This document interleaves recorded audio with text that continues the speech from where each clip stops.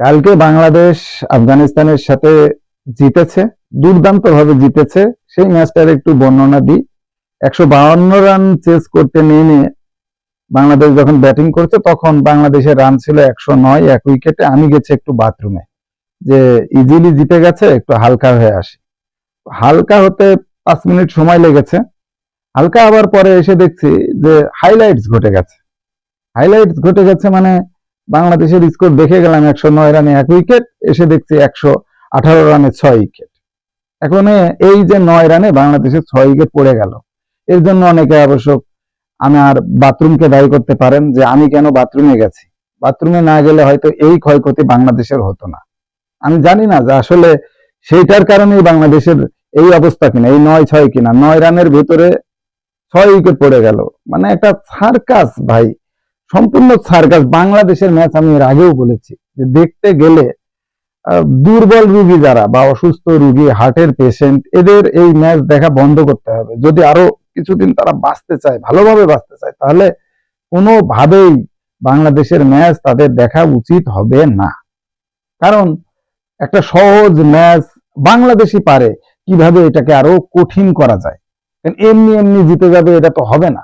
152 run chase করতে নেমে 152 run chase করতে নেমে যেখানে 109 রানে পরে প্রথম উইকেট, কোন দল আছে ভাই যে তারা 4 উইকেটে যেতে, তারপরেও আবার এই কুতে কুতে রশিদের আর একটা ওভার থাকলেই তো কাম সারা হয়ে গেছিল, একেবারে কাম ভ্যানিশ হয়ে গেছিল। কারণ রশিদ প্রথম 2 ওভারে কোনো উইকেট না পেলেও পরের 2 ওভারে 4টে উইকেট খেয়ে দিছে ভাই।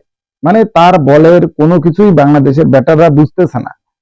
আর একজন স্পেশাল লোকের কথা না বললে তো এই ভিডিও করাই বৃথা হবে। সে হলো আমাদের ক্যাপ্টেন জাকির আলী অনিক। তার নাম একসাথে 3টে, জাকির একটা, আলী একটা, আর একটা অনিক। তো এতগুলো নামের ভিড়ে তাকে যে ক্যাপ্টেন্সিটা দিছে, আসে এরকম চুনগাম চাগাইতে চায়। এইভাবে চুনগাম চাবাইতে চাবাইতে ভাই কোন ক্যাপ্টেন মাঠে আসে আমি জানি না। তো যাই হোক, দেখে মনে হয় যে তামিলের হিরো, কিন্তু মাঠে তার পারফরমেন্স একেবারে জিরো। মানে তামিল স্টাইলে তার দাড়ি রাখা, তার স্টাইল সব সেরকম, কিন্তু ব্যাটিং এ গিয়ে সে একের পর এক মানে ফালতু ইনিংস খেলতেছে। কালকের ম্যাচেও তাই, রশিদের বলে সুইপ করতে গেছে। কেন ভাই?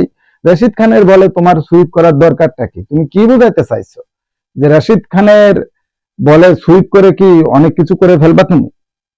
ভাই ওই পরিস্থিতিতে তুমি ঠ্যাক দিয়ে দিয়ে খেলবা। তোমার যে কাজটা ছিল সিঙ্গেল নিয়ে নিয়ে ওই সাইডের প্লেয়ারকে তুমি দিবা, তা না তুমি ওখানে সুইপ করে 4 মারতে গেছো। মানে যাচ্ছে তাই। বাংলাদেশের ক্যাপ্টেন হওয়াটা মনে হয় সব থেকে সহজ ক্রিকেটে, যেই সেই বাংলাদেশের ক্যাপ্টেন হয়ে যেতে পারে। শেষের দিকে নুরুল আর রিশাদ যদি দলের হালটা না ধরতো তাহলে যে কি হতো। আর যে কথা বলছিলাম যে আসলে আমার ওই বাথরুমে যাওয়াটা ভুল হয়েছে, এর জন্য আমি দেশবাসীর কাছে ক্ষমা চাইছি। কারণ এরপরে আমি আর বাংলাদেশের ম্যাচ দেখতে গিয়ে যত যাই হয়ে যাক, আমি জায়গায় করে ফেলবো, তাও আমি বাথরুমে যাব না। কারণ বাথরুম ভয় ভীতি হয়ে গেছে আমার, যে একবার ঢুকেছি, ঢুকে এসে দেখছি যে 6 উইকেট নাই, বেরিয়ে এসে দেখছি 6 উইকেট নাই।